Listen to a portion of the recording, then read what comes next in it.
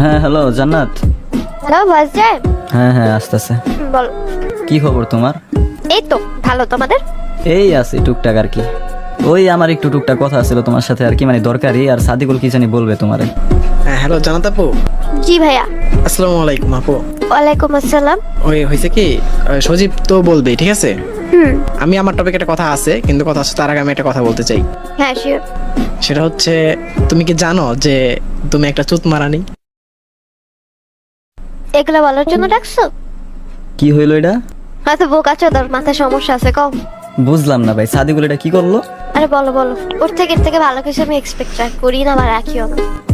বুঝলাম না ভাই, ওর মাথায় কি সমস্যা নাকি? সব জায়গায় আকাম করে, কেন আর একটা আকাম করে গেল। যাই হোক, আমি তোমার যেটা বলতেছি আর কি, তো কথা হয়েছে কি জানো, তুই না আসলেই একটা চুত মারানি। All my friends are toxic, all ambition is so استغفر الله العظيم استغفر